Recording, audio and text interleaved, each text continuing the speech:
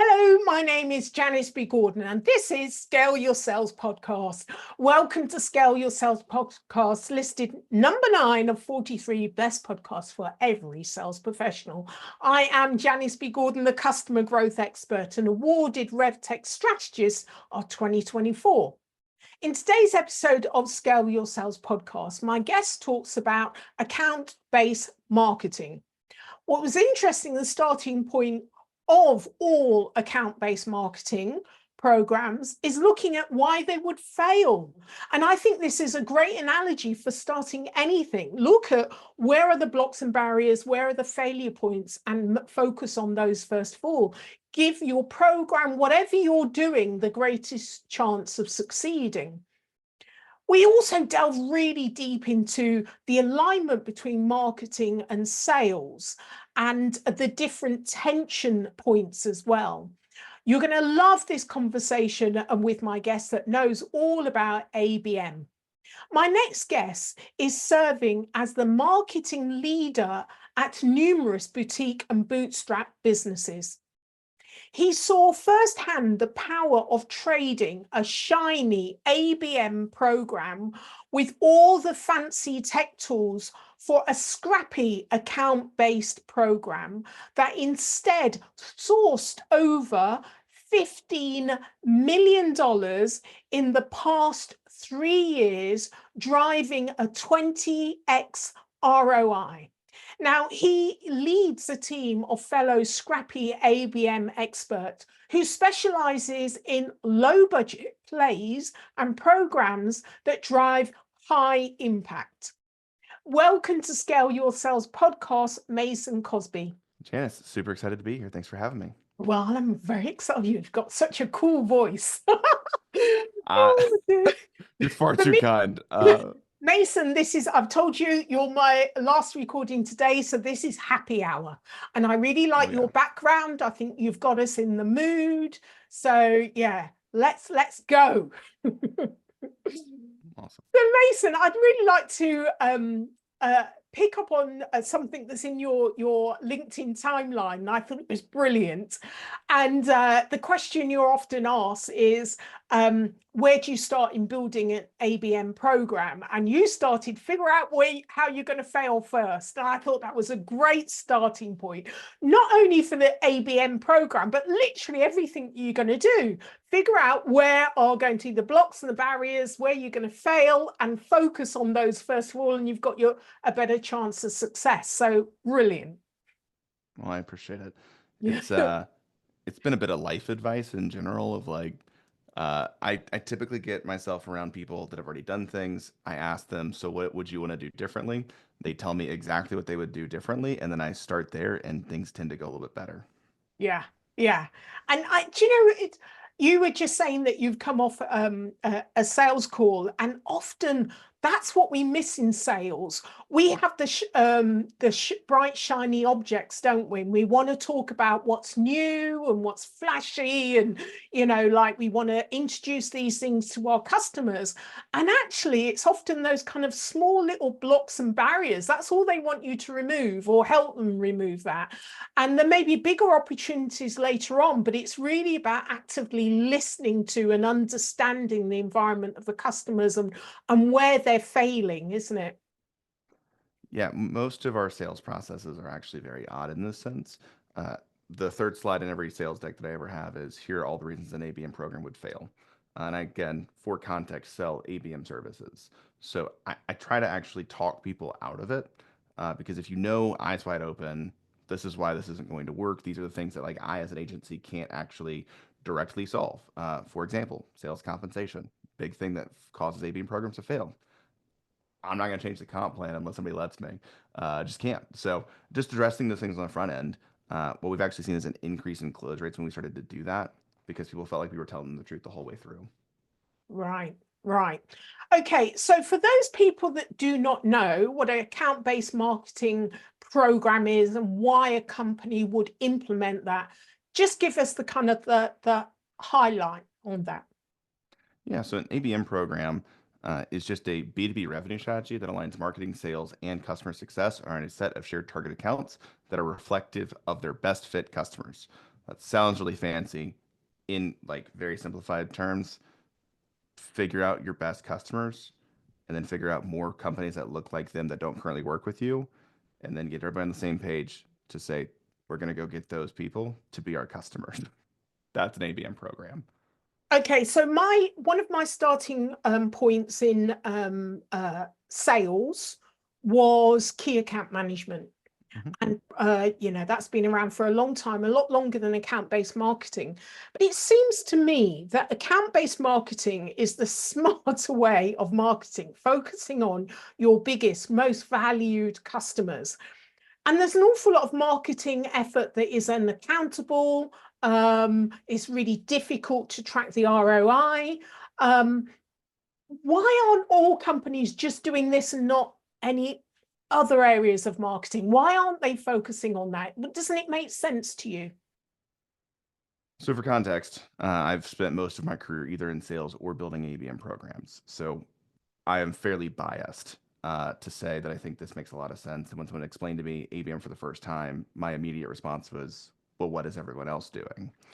So, I agree. To speak on behalf of many other friends that disagree with me, I'll play devil's advocate here for a moment.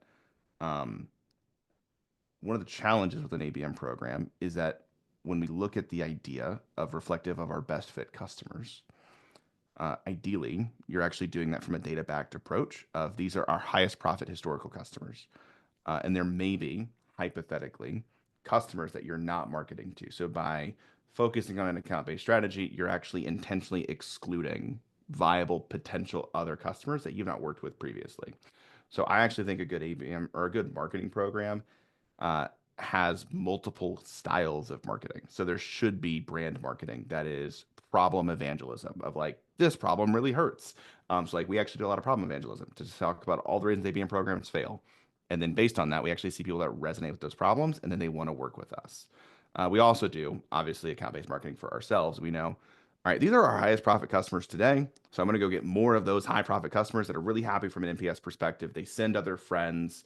Like if I could get, again, you can make a lookalike list of all your current customers and go get some of more of those, or you make a lookalike list of your top 20 customers that pay on time, are highly profitable, constantly rate you as a 9 or a 10 on the NPS score, have made other referrals, and proactively help you get feedback to improve your business from a constructive, not critical perspective.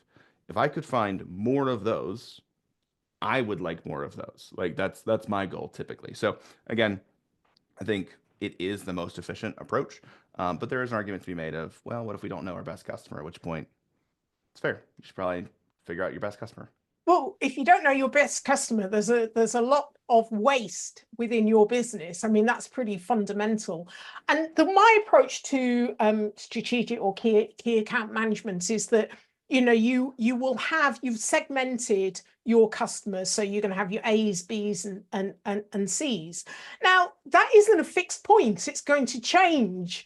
And it's really about understanding how that's evolving and how that's changing and where you're intentionally wanting it to move and change. And with technology and where the markets are moving, if you're not doing that research and understanding where you might be, and it's not even 5 years, in 3 years time with your customer base, but you can only really do that if you understand where you are now and what is key to you now. So that is your starting point.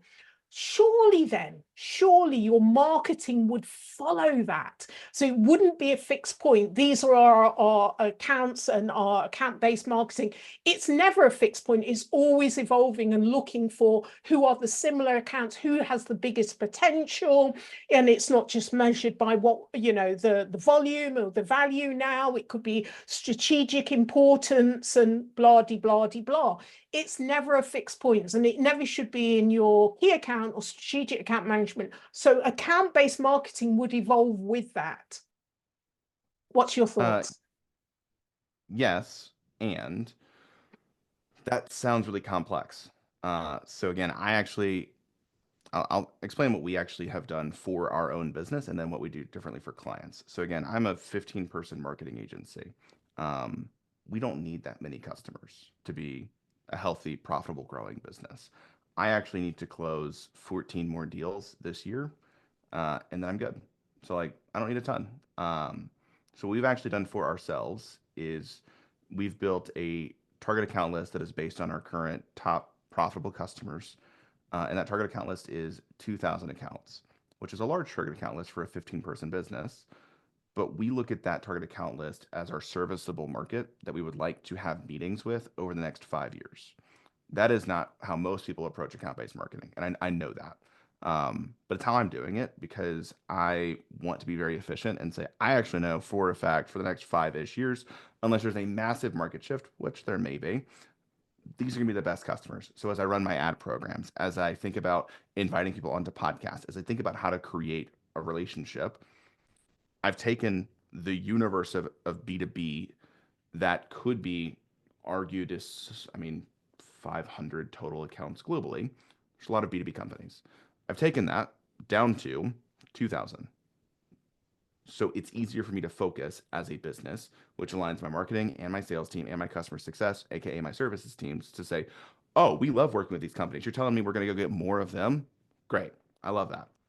And then we are planning to do an annual review and just say, after we've now had more data on the lifetime of certain kinds of customers, does this target account list hold up? And if not, how do we adjust it? What I don't recommend, we've got a client doing this, and I'm trying to break this bad habit.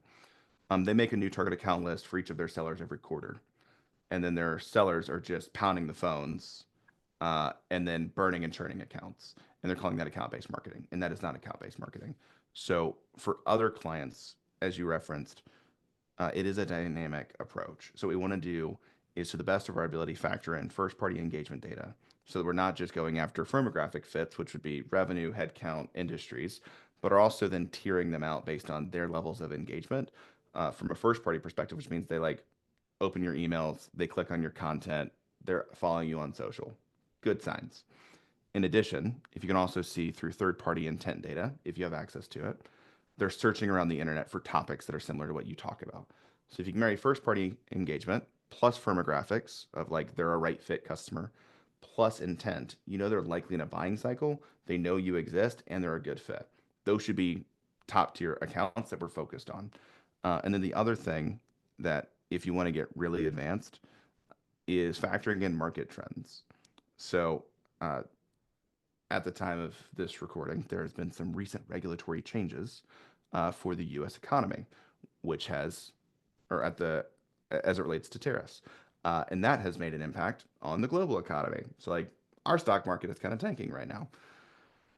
So if you're selling in the auto manufacturing industry, your sales pitch likely needs to change a little bit because they just had a 25% price hike at a government level. Like there's no way around it. It's like imports 25% more expensive. So your sales pitch should likely be nuanced. And that could be very positive for you if you sell operational efficiency to help them actually improve everything. It could be very negative for you. So you may actually want to shift focus to a different industry or a different market if you can't sell well in that environment. So again, those are the two different approaches of being highly dynamic and actually just having specific criteria that slots accounts in and out over time. Or what we're doing is more static and thinking holistically from a brand perspective. How do I make sure that these 2,000 accounts know that we exist over the next 5 years? Yeah, got it. Got it. Lovely. All right. So account-based marketing is often seen as a marketing-led strategy. So in your experience, what have you seen in sales teams that's worked most effectively involving account-based marketing? Where have you seen a really big impact? Simply just the partnership. So, and what I'm about to say may unintentionally offend some salespeople, so I'm so sorry.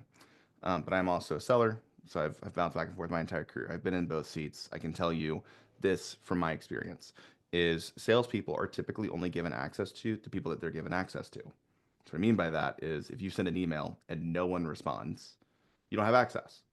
If you send an email and one person hops on a meeting and they're not the right decision maker and they won't enter you to the right decision maker, and then you try to multi-thread through email that decision maker and that decision maker doesn't respond, you don't have access.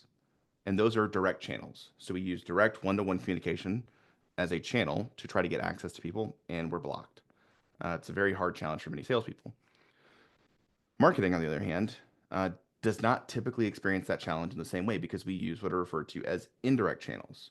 So I can go into LinkedIn and upload a list of 10 accounts and have 30 contacts per account. And that's a minimum viable audience. I only need 300 people to market to. So I can then intentionally serve up ads with a variety of creatives that speak directly to a specific person or persona within a specific company through ad programs, through content, through email marketing programs. Um, it's easier for us to sometimes throw a virtual event than it is for sales because we just have access, admittedly, to more channels and tools than sales teams typically do. So when you then recognize the importance of both roles, because marketing can't sell and sales can't market, like they just have different functions. They can, but when you see sellers trying to market, it's radically inefficient, um, and typically doesn't go as well than when marketing does marketing. Marketing tries to send out an email blast to the entire database. It's like buy now, typically doesn't go as well because marketing's trying to sell. So recognizing the importance of both roles and their use in actually engaging an account. So I gave that long-winded explanation because we've worked with many sales teams that have said, I've been trying to break into this account for 3 years. I'm just on the cusp. I don't want marketing to take credit. So I'd rather not get the help. At which point, you're shooting yourself in the foot. Get the help because marketing can create way more content on the website. They have more access to more channels that can engage the entire decision committee. Uh, and when we shift from credit to same goals, I don't care if I ever get the credit. Admittedly, it's like as long as I don't get fired and the company keeps growing, that's the goal. So like it's a shift in mindset from marketing versus sales to we're one team as an acquisition team that's focused on getting these customers in the door. Yeah, and I think part of that is an education role that sales understanding what marketing is going to do because they want the sale. And if Mhm. it's going to get them access, then it's something that they would want. It's just, I suppose, it's the fear of losing control. So it's all about education, Yeah. and and also having an environment where sales and marketing is aligned. I mean, ideally, they should be sitting together and it should be all one. That doesn't always happen, unfortunately. Okay, so I'm really interested in like some of the practical friction points that you've seen in revenue teams and how you've overcome them. Yeah, I mean, as it relates to the alignment piece, you actually just touched on one of them, which is control. So again, when we recognize that, oh, marketing is going to directly engage accounts that I want to talk to that have been on my wish list, we have to relegate that we don't control the entire communication journey. Um, and I say this very sincerely. If there are specific accounts where you're making like great inroads, yeah, like exclude those. But if there are accounts that you've been trying to go after for a couple of years and you've not made progress, that's okay. Like that's why marketing is helpful. Marketing is better at generating awareness. Sales is better at closing deals. So again, just a respect for the roles. That's the first thing. Second thing I already alluded to was actually compensation. So I have seen this actually happen a couple of times in the past 2 years with some of our clients, in which sales leadership or leadership as a whole will use language like, "We're going to build an ABM program to go up market." So they will then shift the audience that we're prioritizing.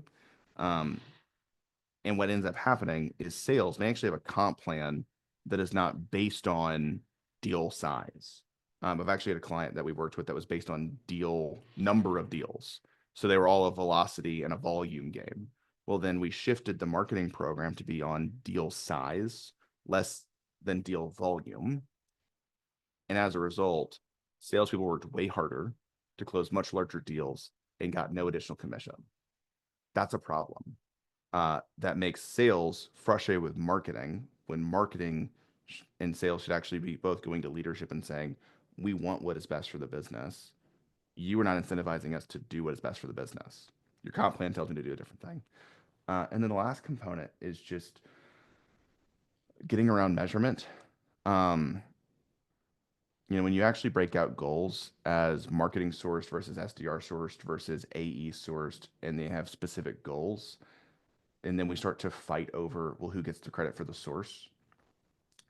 Uh, you end up creating infighting over what should be a win, which is we got a target account that was a high priority account for the business to engage in a sales conversation with us. So again, I'd look at it through those three lenses of credit and attribution, typically compensation, and then lastly is what was it? I said it earlier. It was oh my goodness, it's escaping me. There was one other one anyway. Yeah. Sorry, editors, you'll have a little bit of editing here. Um, the other reason that just came back top of mind, um, is overcoming that sometimes historically marketing may not have delivered.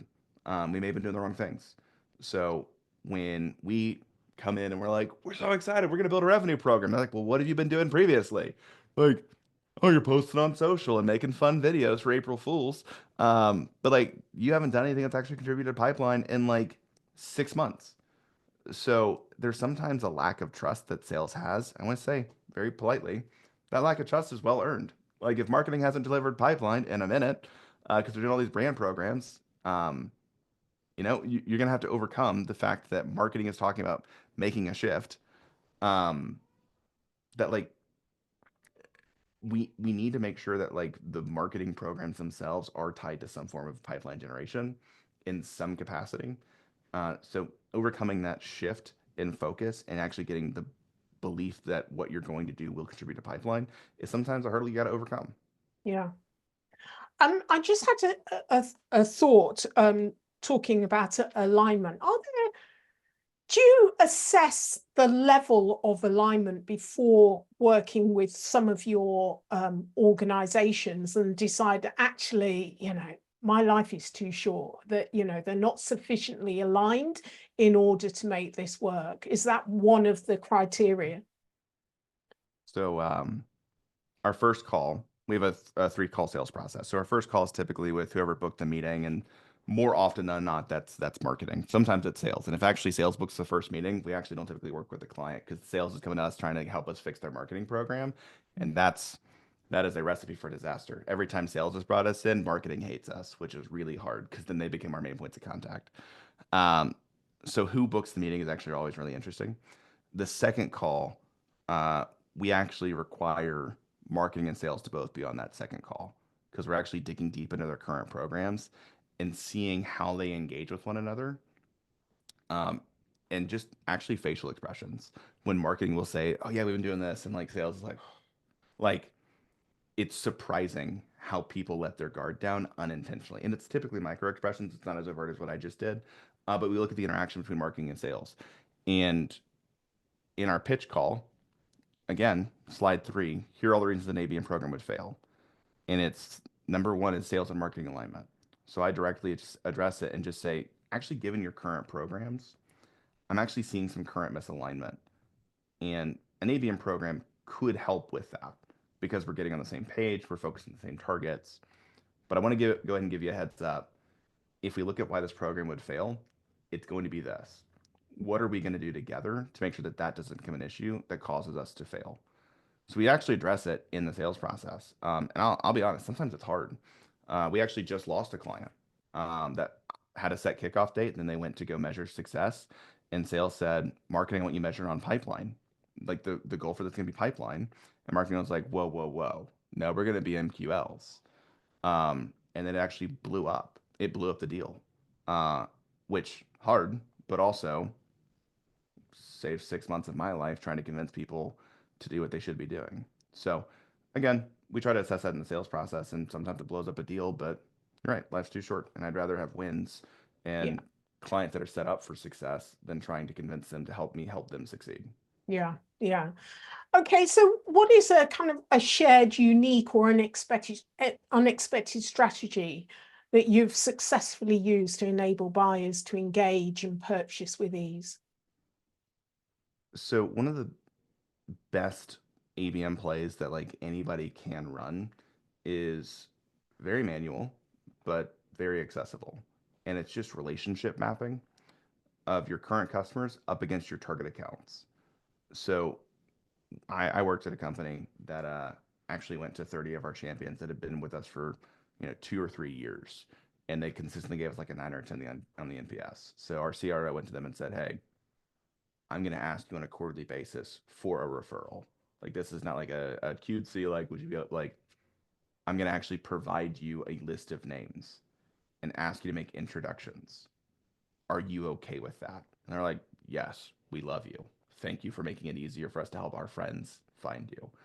So on a quarterly basis, we then sent, hey, just wanted to ask. We saw in our target account list and people you're connected with on LinkedIn, you are connected with these people. Would you be able to make an introduction to any of these people? If yes, I'll actually write up an email for you to send. You can just copy and paste and then CC me in the email.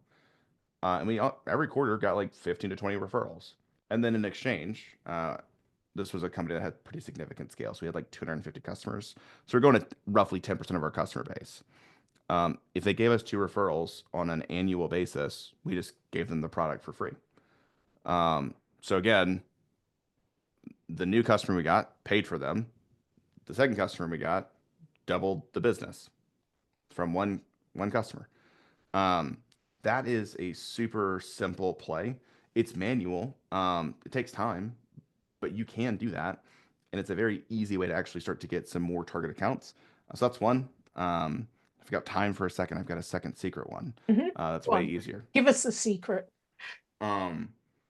If your marketing teams are standardly sending out an email newsletter that also goes to your customers or your prospects, building a list in your email database that is segmented by life cycle stage, meaning life cycle stage of customer or opportunity, plus a hard bounce, is a great way to identify people that were in an opportunity or were a customer that have moved from one job to another. Because a hard bounce is typically an indication that their email was shut down. So if you see that list, you can then search that list, go to LinkedIn, see where they now work, and say, oh my goodness, looks like you made a move. Congrats on the move. And then you re-engage that opportunity. And then if you're really wanting to tie in with your CS team, go to your CS team and say, hey, by the way, looks like Susie just left. How is that account doing? And they're like, oh, they haven't opened an email in 3 weeks. Probably try to retain that account. So like you end up becoming a hero. And it's an easy way to just double your customer base. That same company I just referenced actually sourced 30% of the revenue on an annual basis through that approach called champion tracking, of just following customers from one company to the next. Yeah, absolutely. I was going to say with the relationship mapping, I use that a lot, again, in key accounts. And I can say, look, I can guarantee you're not going to win that deal by mapping the relationships. So one's from your perspective and the other is from their perspective. How much influence do they have over the deal? Now, because often, traditionally with many salespeople, they may have a great contact and they come back and they say, oh, we've got the deal, it's landed, but actually they have minimal influence over that buying decision. So kind of mapping all of that out. And if you weight it properly, you can more or less guarantee either you're not getting the deal or you are getting the deal, or you can anticipate and build the relationship before the RFP or whatever comes to fruition. So relationship mapping, I absolutely love that. It creates a great deal of insight. But the secret one that you've given us, it's something that, I do on LinkedIn, and I know lots of other people do, but never thought to do it through your newsletter. So thank you very much for that, Mason. Happy to be helpful. Right. Okay. Well, what's your personal value and beliefs that help to shape your approach to your professional success? Relatively simple, actually. I thought I was going to be a pastor. Clearly, I'm not a pastor. I now do marketing for a living. And professionally, success is relatively simple when you don't live on a lot and your primary goal is to earn money to give money. So most of the money that we earn is just kind of through me. It's not to me. So we give a lot of money, and that's the primary goal. Is I build a business to give money and to fund missionaries and to fund churches. So makes life a lot easier when you lose a client. That wasn't food on my table. It was just, all right, we're going to give a little bit less right now, but we'll build up the client base and we'll give more later. So, and also the belief system, I'm going to get a little less now to get more later. It's It's not something that you take personally. It's, No. as you say, through you. Fantastic. What a wonderful, wonderful belief and personal value. Thank you for sharing that. Of course. So how can listeners get hold of you, Mason? So we are pretty easy to find. If you Google Scrappy ABM, there's a website, there's a podcast, there's a newsletter, and there's a LinkedIn page. And then if you would like to find me personally, just go to LinkedIn, type in Mason Cosby. There's no R. If there were an R, I'd be more fit, more famous, and more wealthy. For those of you that don't know, he's a football player. Anyway, so that's really it. So Scrappy ABM or Mason Cosby. Then we're on LinkedIn, and then just a quick Google search away. Excellent. That will be all in the show notes. So thank you so much, Mason, for being a guest on Scale Your Sales podcast. I've really enjoyed the conversation and kind of delving deeper and you sharing your insight and knowledge and giving us a few secrets on ABM marketing. Thank you. If you enjoy this episode of Scale Your Sales podcast, explore other episodes of insightful guest conversations or watch the caption show on YouTube. Remember to subscribe so you never miss an episode filled with strategies to help you scale your sales. I love to hear your thoughts, so please share your views and leave a review on iTunes. It helps us reach more revenue generators just like you. So until next time, keep scaling your sales.